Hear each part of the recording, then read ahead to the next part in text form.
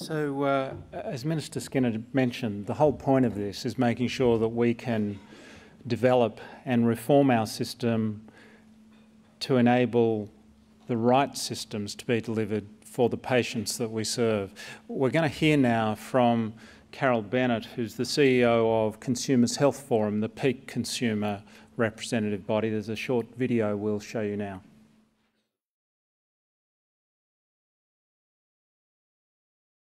Well, I imagine that the benefits for clinicians are that it could drive some improvements in the way that they practice, because they'll have better data that enables them to compare their practice nationally, but also that if there's incentives to drive quality practice, then I imagine it will be much more rewarding for clinicians to practice in a system that is giving them rewards to deal with more complex cases, rather than focusing on throughput and efficiency, because ultimately most clinicians want to see consumers get the best possible healthcare outcomes, and really that's the potential we want to see achieved here.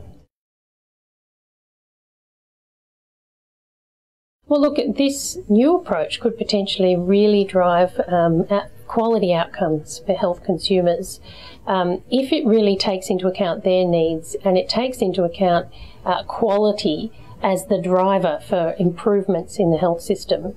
And what we need to make sure is that we don't let slip the groups that actually really need access to services, particularly rural and regional groups, some of the high needs consumers. We need to make sure that what we're doing is targeting the more complex cases.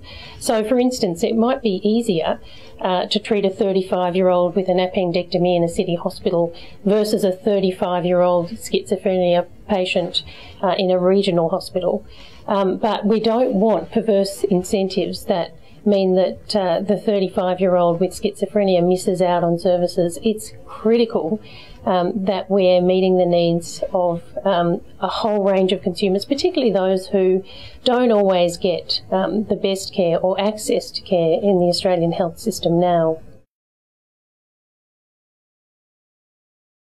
Well, I suppose in the Australian health system at the moment, we really are focused on throughput and efficiency.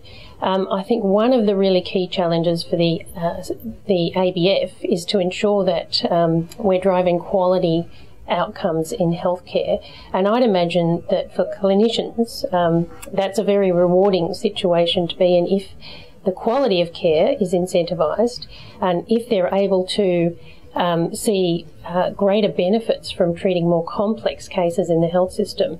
And also, I think some penalties or sanctions for poor practice, such as when people are given the wrong medication, for instance, or when they acquire a hospital infection.